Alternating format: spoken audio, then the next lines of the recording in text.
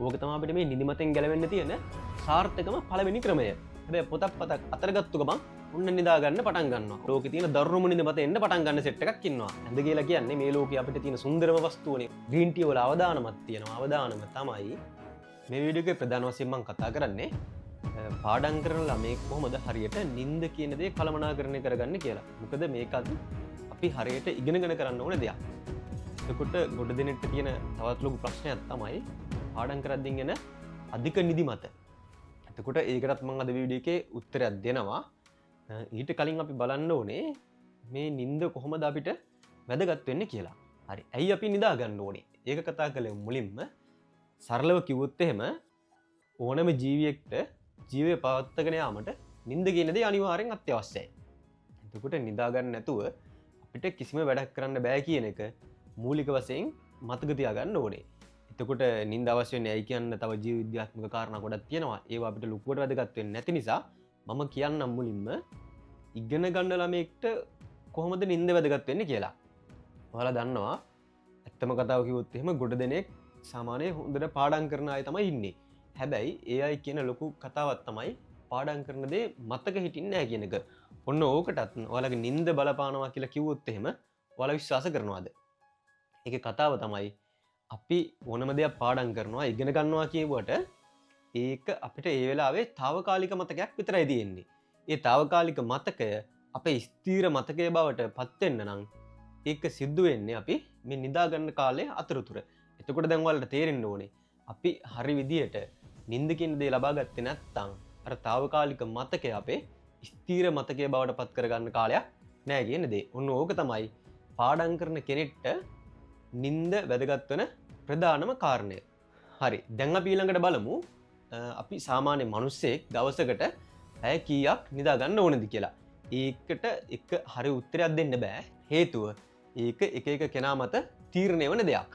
සාමාන්‍ය නිරෝගී පුද්ගලයෙක් දවසට පැය 8ක කාලයක්වත් නිදා ගන්න ඕනේ කියලා තමයි සඳහන් වෙන්නේ. හැබැයි ඒකත් පුද්ගලයාගෙන් පුද්ගලයාට වෙනස් වෙනවා. සමහර අයට පැය 10ක් නිදා ගන්න ඕනේ. සමහර අයට පැය 3මාරක් 4ක් නිදාගත්තත් ඇති. හැබැයි ඔයාට ගැලපෙන නිින්ද ඔයාට කොච්චර වෙලාවක් නිදා ගන්න ඕනද කියලා හොයාගන්න විදිය මම කියලා දෙන්නම්. මේක කරන්න එපා.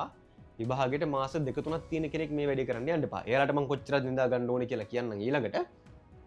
සාමාන්‍ය දැනට 9 වසර 10 වසර වගේ ඉන්න කෙනෙක්. මගේ channel එකේ වීඩියෝ ගොඩක් බලන්නේ සාමාන්‍ය පෙළ ළමයිනේ. එතකොට මම එයාලට ගැලපෙන්න තමයි මේක හදලා තියෙන්නේ මේ වීඩියෝ එක. එතකොට මේකේ 9 වසර 10 වසර ළමයි ඉන්නවනේ. එයාලට කරන්න තියෙන්නේ ඔයා දවසක නිදාගන්න යන වෙලාව බලන්න. නිදාගන්න යන වෙලාව බලලා මොනවත් එලාම් එකක් තියන්න එපා. සාමාන්‍ය විදිහට වාට ඇහැරෙන වෙලාව බලා ගන්න. ඕක සතියක් විතර කරන්න. වාට දවස් දෙකක් කරාට කිසිම තීරමක් වෙන්නේ නැහැ. එක දවස් වලට එක දවසට ඇහැරේ. හැබැයි ඕක දවස් 3-4ක් යද්දිම වාට තේරෙන පටන් ගන්නවා මම මේ වෙලාවට නිදාගත්තොත් මට සාමාන්‍ය ඇහැරෙන්නේ මෙන්න මේ වෙලාවට කියලා. එතකොට ඔයා ඒ තියෙන පැය ගාන ගණන් කරගන්න. ඒක තමයි ඔයාට ගැලපෙන නියම කාලය. ඔයාට ගැලපෙන නියම කාලය තමයි ඒක. හැබැයි මං ඔහොම කිව්වට විභාගයට සූදානම් වන කෙනෙක් අපි දන්නවා එයාලට කරන්න තියෙන අර වැඩ කන්දරාවත් එක්ක එයාලා පුරුදු වෙලා ඉන්නේ දවසට පැය 2ක් 3ක් 4ක් අන්න ඔය වගේ කාලයක් නිදාගෙන ඉතුරු හැම වෙලාවෙම වැඩ කරන්න පුරුදු වෙලා ඉන්නවා. ඕක අපිට ප්‍රතිඵල වැඩි කරන දෙයක් නෙමෙයි. ඕක අපේ ප්‍රතිඵල අඩු කරන ඉතාම නරක දෙයක් තමයි අපි අඩුවෙන් නිදා ගන්නවා කියන දේ. හරි.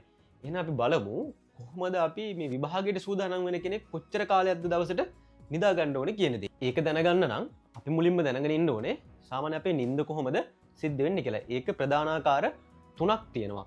මම ලියන්නම් ඒක. පළවෙනි එක තමයි අපි නිදා ගන්න ගිහිල්ලා මුලින්ම සිද්ධ වෙන්නේ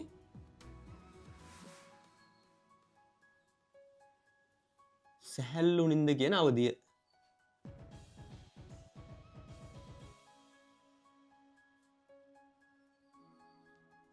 ඊළඟට දෙවෙනි අවධිය තමයි ගැඹුරු නිින්ද.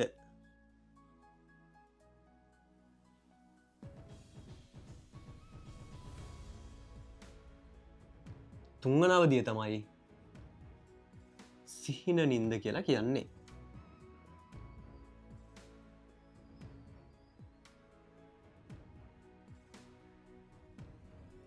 සිහින නිින්ද. හරි. අපි දැන් බලමු මේ කියන දේවල් මොනවද කියලා. දැන් අපි නිදාගන්න ගිහිල්ලා පළවෙනි විනාඩි 90 තුල පළවෙනි විනාඩි 90 තුල නම් පළවෙනි විනාඩි 90 තුන අපේ ගත වෙන්නේ සැහැල්ලු නින්ද කියන අවධිය. සැහැල්ලු නින්ද කියන අවධිය. ඊළඟ විනාඩි 90 තුල ගත වෙන්නේ ගැඹුරු නින්ද කියන අවධිය. පොඩ්ඩක් අහගෙන ඉන්න මම කියන්නම් මේ වගේ මොකද්ද වෙන්නේ කියලා කින්නකට. ඊළඟ මිනිත්තු 90 තුල ගත වෙන්නේ සිහින නින්ද කියන අවධිය. හරි. අපි නිදාගන්න ගිහිල්ලා සාමාන්‍ය මිනිත්තු 90ක් කියලා කියන්නේ කීයද? පැය එකමාරක් වගේනේ. දැන් අපි නිදාගන්න ගිහිල්ලා පළවෙනි පැය එකමාර වගේ ඇතුළත හැරුණොත් එහෙම අපිට ලොකු අවුලක් වෙන්නේ නැහැ. පළවෙනි පැය එකමාර වගේ පැයකින් පැය භාගයකින් වගේ හැරුණොත් එහෙම අපිට ලොකු අවුලක් සිද්ධ වෙන්නේ නැහැ. හැබැයි ඊළඟ මිනිත්තු 90 තුල ගත වෙන්නේ ගැඹුරු නින්ද කියන අවධිය. මෙන්න මේ ආකාර තුන තමයි මාරුවෙන් මාරුවට ගත වෙන්නේ. මේක චක්‍රයක්. හරි. එතකොට මේ හැම මිනිත්තු 90කට වරක්ම අපිට ඇහැරෙනවා. අපි නොදන්නවා වුණාට අපිට ඇහැරෙනවා. ඔකට තමයි ඉංග්‍රීසියෙන් කියන්නේ REM කියලා. REM කියලා කියන්නේ ඔන්න ඔකට තමයි. Rapid Eye Movement Sleep කියලා කියනවා. ඔන්න ওই ක්‍රියාවලිය සිද්ධ වෙනවා හැම මිනිත්තු 90කට වරක්ම. එතකොට මම කියවනේ පළවෙනි විනාඩි 90 ඇතුළත අපේ ගත වෙන්නේ සැහැල්ලු නින්ද. ඊළඟ මිනිත්තු 90 ඇතුළත ගත වෙන්නේ ගැඹුරු නින්ද. කවුරු හරි කෙනෙක් මෙන්න මේ අතරතුර එලාම් එකක් තියලා හරි වෙන මොනවා හරි ක්‍රමයකින් ඇහැරුණොත් එහෙම ඒ දවසම යාගේ ඉවරයි. මේ ගැඹුරු නින්ද අතරතුර ඇහැරුණොත් එහෙම මේ දවසම ඉවරයි. ඔයාලට අත්දැකීම ඇති. සමහර දවස්වල ඇහැරෙනවා කිසිම අවුලක් නැහැ. සමහර දවස්වල එලාම් එකක්වත් ඕනේ නැහැ. ඔයාලා ස්වභාවිකම ඇහැරෙනවා කිසිම අවුලක් නැහැ. නැගිටපු ගමන් ඔයාලට වැඩ ටික කරගෙන යන්න පුළුවන්. ඒත් සමහර දවස් තියෙනවා ඔයා නැගිටපු තැන ඉඳලා ඔයාලට කිසිම වැඩක් කරගන්න බෑ. ඇඟට මාර අමාරුයි. කියන කිසි දෙයක් මතක හිටින්නේ නැහැ. නිදිමත අන්න ඔය වගේ අවස්ථා තියෙනවා. ඒ තමයි ඔයා මෙන්න මේ ගැඹුරු නින්ද කියන අතරතුර ඇහැරුණොත් ඔයාට සිද්ධ වෙන දේ. ඊළඟට තියෙන්නේ සිහින නින්ද. හරි. අපි බලමු. එතකොට සාමාන්‍ය මිනිහෙක්, සාමාන්‍ය මිනිස්සෙක් අඩුවෙන්ම නිදා ගන්නවා නම් මෙන්න මේ සම්පූර්ණ මිනිත්තු 90 ඒවා තුනක් ගත වෙන කාලය තුල. ඒ කියන්නේ මොකද්ද? මෙතන පැය එකමාරයි, මෙතන පැය එකමාරයි, මෙතන පැය එකමාරයි. ඔක්කොම පැය 4මාරක්. පැය 4මාරක්. පැය 4යි මිනිත්තු 30ක්. පැය 4යි මිනිත්තු 30ක්. ඕක තමයි කවුරු කෙනෙක් නිදා ගන්නවා නම් අඩුවෙන්ම නිදා ගන්න තියෙන කාලය තමයි පැය 4මාරක් කියන දේ. මේකට වඩා නම් කවදාවත් ඔයාලගේ නිින්ද අඩු කරගන්න යන්න එපා. හේතුව ලොකු ප්‍රශ්න ගොඩකට මුහුණ දෙන්න වෙනවා. ඔයාලා මෙන්න මේකටත් වඩා නිදා ගන්න කාලය අඩු කරගන්න ගියොත් එහෙම. හරි. මේ පැය 4මාරක් මේක මදි අය ඉන්නවා. මේක ඇත්තටම මදි සාමාන්‍ය කෙනෙක්ට. සාමාන්‍ය ඔයාලා වගේ ළමෙක්ට මේක මදි. එහෙනම් මොකක්ද ඊළඟට අපිට නැගිටින්න තියෙන හොඳම වෙලාව? අපි නැගිටින්න එලාම් එකක් තියෙනවා නම් ඔයාලා පුරුදු වෙන්න ඕනේ.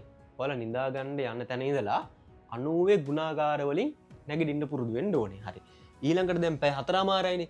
එහෙනම් ඊළඟට ආය 90 ගුණාකාරයක් එන්නේ කීයටද? තව පැය එකමාරක් එන්නේ කීයකින්ද? ආය පැය එකමාරක් එන්නේ පැය 6කින්. පැය එකමාරක් එන්නේ පැය 6කින්. පැය 6කින්. සාමාන්‍ය ඉගෙන ගන්න ළමයෙක්ට, විභාගයට සූදානම් වෙන ළමයෙක්ට නිදා ගන්න තියෙන හොඳම කාලය තමයි පැය 6 කියලා කියන්නේ. ඔන්න ඔයාලා අද ඉඳලා පුරුද්දක් විදිහට හදාගන්න පැය 6ක් නිදා ගන්න.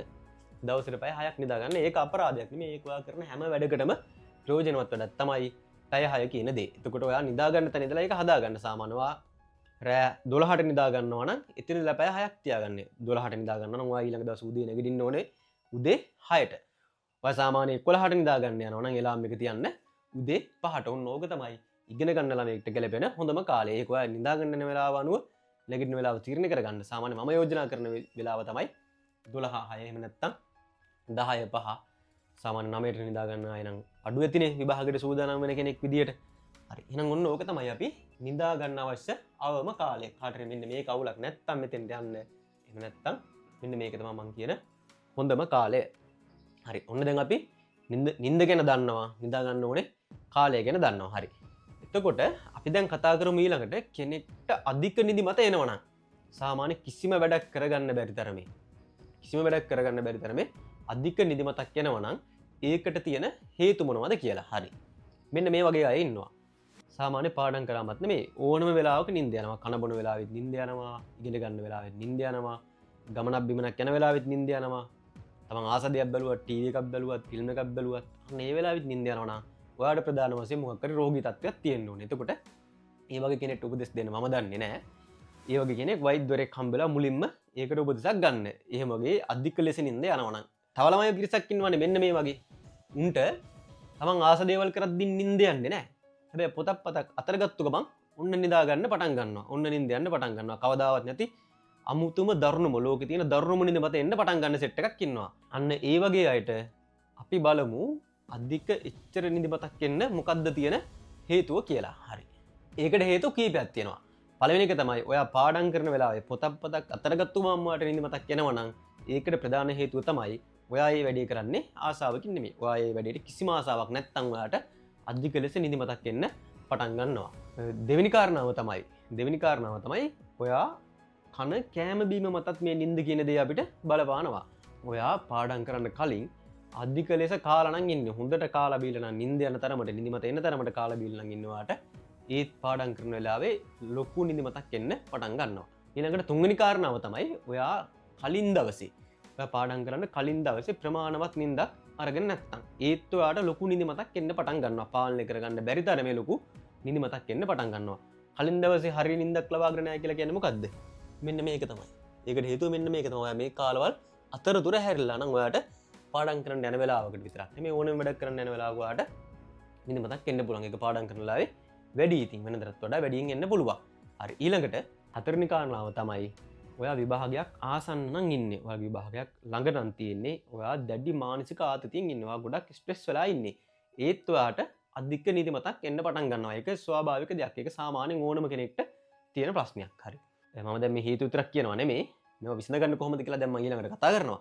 අපි දැනගෙන ඉන්න ඕනේ මේවා කොහොමද සිද්ධ වෙන්නේ කියලා. හරි. ඒක තමයි මුලින්ම මම මේ විස්තර කරලා දෙන්නේ. ඇයි මේවට එන්න හේතුව. ඊට පස්සේ තමයි අපි හේතු නැති කරන්නේ. හරි. ඊළඟට මම කාරණා දැන් තුනක් කිව්වා. හතරවෙනි කාරණාව තමයි ඔයා පාඩම් කරන්නේ අඩු ආලෝක තත්ත්වයක් යටතේ නම්. ඒ කිව්වේ මොකද්ද? ඔයා පාඩම් කරන තැන එළිය අඩුයි නම්, අඳුරුයි වගේ නම් ඒත් ඔයාට කලින් දවසේ කොච්චර හොඳ නිින්දක් ගත්තත් ඔය අඩුවෙන් කාලා බීලා හිටියත් ඒත් අනිවාර්යෙන් ඔයාට ලොකු නිදි මතක් එන්න පටන් ගන්නවා. හරි. ඊළඟ තමයි ඔයා පාඩම් කරතන අපිලිවෙලා ඉන්න. පාඩම් කරන මේසෙ පොත් ගොඩ ගැහිලා නම්, තව දේවල් ගොඩ ගහලා නම් ඒත් ඔයාට ඒවා දැක්කන් පස්සේ ඒත් නිදි මත එන්න පටන් ගන්නවා. ඒ තියෙන වැඩ කන්දරාව එතකොට දකින්නවා මතක් වෙනවා. එතකොටත් අපිට ලොකු නිදි මතක් එන්න පටන් ගන්නවා. ඔන්න ඔය කියන දේවල් තමයි ප්‍රධාන වශයෙන් අපි පාඩම් කරනකොට නිදි මතක් ඇති වෙන්න තියෙන හේතු. හරි. මම දැන් ඒ කාරණා 3ක් 4ක් විතර කිව්වනේ. මම හිතන්නේ 5ක් විතර කිව්වා. ඉතින් පළවෙනි කාරණාව විසඳන්න මට බෑ. ඔයාට යම් කිසි රෝගී තත්ත්වයක් තියෙනවා නම්, අධික ලෙසින් යන රෝගී තත්ත්වයක් තියෙනවා නම් ඒකට වෛද්‍යවරයෙක් හම් වෙලා කතා කරලා විසඳුමක් හොයාගන්න. ඊට අමතරව ඊළඟට කතා කරපු දේවල් වලට අපිට විසඳුම් තියෙනවා. ඒව අපිට පහසුවෙන් විසඳ ගන්න ක්‍රම තියෙනවා. අපි දැන් කතා කරමු කොහොමද ඒ අධික නිදි මතෙන් අපි ගැලවෙන්නේ කියලා. පළවෙනි කාරණාව තමයි ඔයාට පාඩම් කරද්දී අධික ලෙස නිින්ද මත එනවා නම් ඔයාට කරගන්න තියෙන හොඳම දේ තමයි, හොඳම විසඳුම තමයි හැමදාම නිදාගන්න නැගිටින්න හරි වෙලාවක් තියාගන්න. එක දවස් වලට හිතන විදිහට නිදාගන්න නැගිටින්න යන්න එපා. පුරුද්දක් විදියට නිදාගන්න ඇහැරෙන්න වෙලාවක් තියාගන්න. ඒ වෙලාවට ඔයා පුරුදුනා කියලා කියන්නේ ඔයාට ඒ වෙලාව වෙනකන් ආයෙ නිදිමත එන්නේ නැහැ. ඕක තමයි අපිට මේ නිදිමතෙන් ගැලවෙන්න තියෙන සාර්ථකම පළවෙනි ක්‍රමය. මොකද්ද? පුරුද්දක් විදියට නිදාගන්න නැගිටින්න වෙලාවක් තියාගන්න. ඕක තමයි අංක 1. පළවෙනි කාරණාව තමයි ඕක. දෙවෙනි කාරණාව තමයි ඔයා දවසකට කරන්න තියෙන වැඩ කොටස බෙදාගන්න. දවසකට මෙන්න මේ වැඩ ටික තමයි මට කරගන්න තියෙන්නේ. ඒකට මහා ලොකු කරන්න බැරි වැඩ කන්දරාවක් දාගන්න එපා. ඔයා සාමාන්‍ය දවසකට කරන්න පුළුවන් ප්‍රමාණය වැඩ ටිකක් දාගන්න. ඒ වැඩේ විරුද්ධව ඔයා නිදා ගන්නවා කියලා තීරණය කරගන්න. කරන්න බැරි වැඩ ගොඩාක් ගොඩ ගහගත්තට පස්සේ ඒකක්වත් කරන්න බෑ. අර මොලේට ලොකු පීඩනයක් දැනෙනවා. එතකොට මොලේ විසීම ස්වභාවිකම ඔයාට නිදි මතක් වෙනවා. ඔය වැඩෙන් ගලවන්න අපි මොලේ කියන දේ මේ ඔය වගේ වැඩ කරන්න කිසිම කැමැත්තක් නැති දෙයක් නේ මොලේ කියලා කියන්නේ. ඒ කියන්නේ වෙනම වීඩියෝ එකක් හදන්න පුළුවන් දවසක. මම පාඩම් කරන දේවල්, මොලේ මහන්සි වෙන දේවල් කරන්න ස්වභාවිකවම මොලේ කැමති නෑ. මොලේ බලන්නේ කියන්නේ සැහැල්ලුවෙන් ඉන්න. එතකොට ඔයා කරන්න බැරි වැඩ ගොඩාක් දා ගන්නවා කියලා කියන්නේ දවසකට ඔයාට නිදි මත එන එක සාමාන්‍ය දෙයක්. හරි. ඔක තමයි දෙවෙනි කාරණාව. මොකද්ද? පළවෙනි එක නිදා ගන්න නැගිටින්න වෙලාවක් තියා ගන්නවා. දෙවෙනි එක දවසකට කරන්න තියෙන වැඩ ප්‍රමාණයක් ඔයා තීරණය කරගන්නවා. තුන්වෙනි කාරණාව මොකද්ද? තුන්වෙනි කාරණාව තමයි ඔයා පාඩම් කරන තැන. ඔයා පාඩම් කරන ස්ථානය, ඔයා පාඩම් කරන තැන හරි පිළිවෙලකට හදාගන්න ඕනේ. ඒකට හොඳට එළියේ තියෙන ලයිට් එකක් දාගන්න. හොඳ එළියේ තියෙන ලයිට් එකක් දාගන්න. ගොඩක් වෙලාට ඔය ජන එළියක් ඉස්සරහා වගේ නම් හොඳයි. දවල් කාලෙත් නිින්ද යනවා නම් ඔන්න ජන එළියක් වගේ තියෙන තැන ඉතාලම හොඳයි පාඩම් කරන්න. එහෙම නැත්නම් රැයට පාඩම් කරනවා නම් හොඳ එළියක් තියෙන තැනක් ඔයා හොයාගන්න. ඊළඟට ඔයා පාඩම් කරන මේසේ හරි මොකක් කරලා දාලා ස්ථානේ වෙන්න කිසිම දෙයක් තියෙන්න බෑ. වෙන කිසිම දෙයක් තියෙන්න බෑ. ඒ පාඩම් කරන වෙලාවේ ඒ පාඩම් කරන විෂයට අදාළ පොත් සහ අවශ්‍ය දේවල් ටික විතරයි ඒ වෙලාවේ තියෙන්න ඕනේ. වෙන කිසිම දෙයක් තියෙන්න බෑ.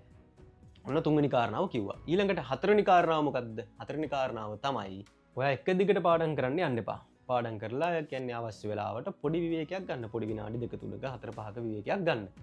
එතකොටත් ඔයාගේ අර එක දිගට අපි එක තැනක වාඩිලා ඉඳිනුත් නිදිමතක් එන්න බලනවානේ. එතකොට අන්න ඒකෙන් වාට බේරෙන්න පුළුවන්. පොඩි වැඩක් ඉවර කරගන්නවා. ඊට පස්සේ පොඩි රෙස්ට් එකක් ගන්නවා. ඊට පස්සේ ආයෙ පටන් ගන්නවා. ඔන්න ওই විදිහට පාඩම් කරාමත් ඔයාට මේ අධික ලෙස නිදිමත එන එක නවත්ත ගන්න පුළුවන්. ඊළඟට හරි මම දැන් මේ කියන්න යන්නේ ඔය කියපු කිසිම දෙයකට වාගේ නිදිමත පාලනය වෙන්නේ නැත්නම් තවත් නිදිමත පාලනය කරගන්න පුළුවන් ක්‍රම දෙකක් ගැන තමයි. හරි. ඊළඟට තියෙන හොඳම විසඳුම තමයි මොකද්ද? මේක මාත් පෞද්ගලිකව කරන දෙයක්. ග්‍රීන් ටී කියලා කියන්නේ හොඳට නිදිමත අපිට පාලනය කරගන්න පුළුවන් දෙයක්. සමහර අය පුරුදු වෙලා ඉන්නවා පාඩම් කරන්න කලින් හොඳට සීනි දාලා තේ එකක් බොන්න, කිරි එකක් හදාන බොන්න. ඔන්න ඔය කියන දේවල් වෙන්නේ වාගේ නිදිමත අඩු වෙන එක නෙමෙයි නිදිමත වැඩි වෙන එක. පාඩම් කරන කාලය තුර සීනි අඩංගු කිසිම ආහාරයක් ගන්න අපි හොඳ නැහැ. සීනි අඩංගු කිසිම ආහාරයක් ඒකට නුසුදුසුයි. එහෙනම් ඊළඟට තියෙන අපිට විසඳුම තමයි කෝපි එකක්. හැබැයි කෝපි වල තියෙන ප්‍රශ්නේ තමයි සාමාන්‍ය කැෆේන් කියන දේ කෝපි වල බහුලව අඩංගු වෙනවා. කැෆේන් කියලා කියන්නේ අපේ නින්දට බාධා කරන දෙයක්. ඒක කෝපි වල වැඩි. කෝපි වල සාමාන්‍ය වැඩි. ග්‍රීන් ටී වලත් කැෆේන් තියෙනවා. හැබැයි අර කෝපි තරම් අධිකව නැහැ. ඒ නිසා මේ කැෆේන් වලටත් පුළුවන් අපේ නිදිමත කියන දේ පාලනය කරන්න. එතකොට මේ ග්‍රීන් ටී එකක් දුවම සාමාන්‍ය අපිට අර නිදිමත කියන දේ එන එක ගොඩාක් දුරට අඩු වෙනවා. හැබැයි මේකේ පොඩි අවදානමක් තියෙනවා.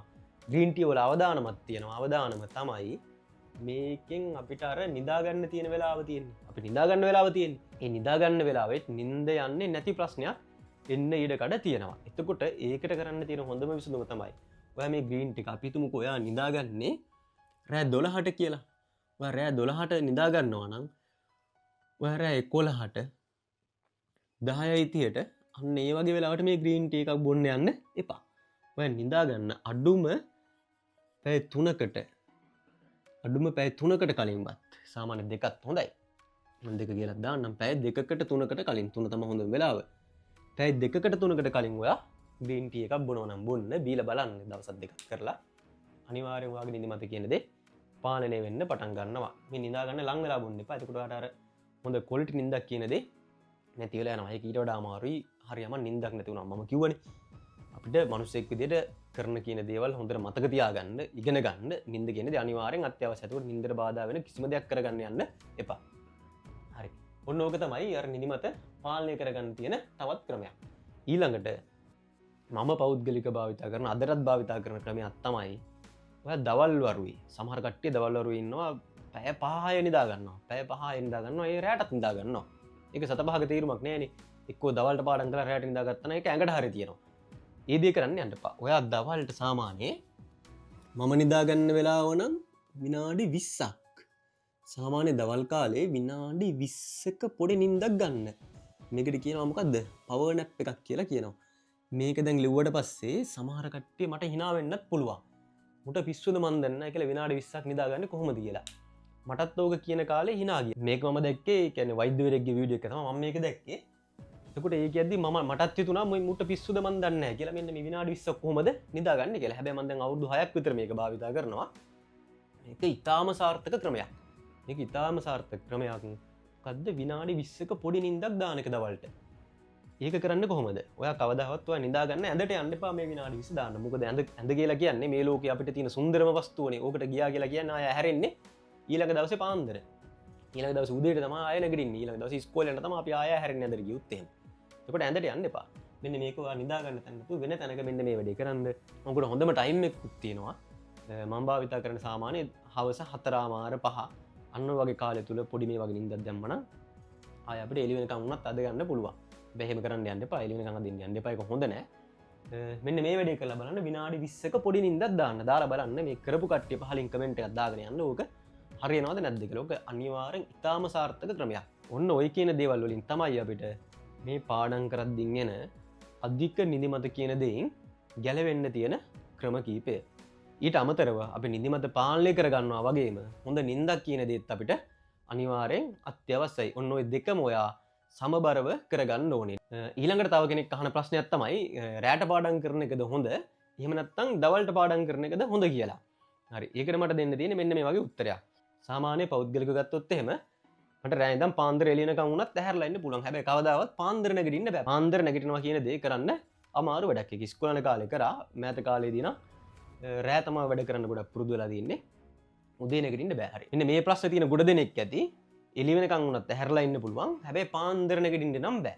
හරි. එතකොට ඒක හොඳ දෙයක් නෙමෙයි. මේක ඇත්තටම නරක දෙයක්. මොකද අපි රෑට වැඩ කරන්න පුරුදු වුණොත් එහෙම ඔන්න ඔක තියෙන ප්‍රශ්නය තමයි අපි රෑට වැඩ කරන්න පුරුදු වුණාට විභාග කියන දේවල් අපිට තියෙන්නේ උදේ කාලේ. එතකොට විභාගයේ තියෙන වෙලාවනේ අපේ මොලේ අවදියෙන්ම තියෙන්න ඕනේ.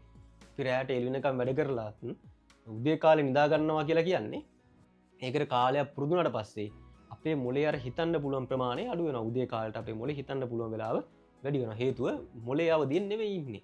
ඇඟ හැරලා හිටියට මොලේ අවදියෙන් නෙවෙයි ඉන්නේ.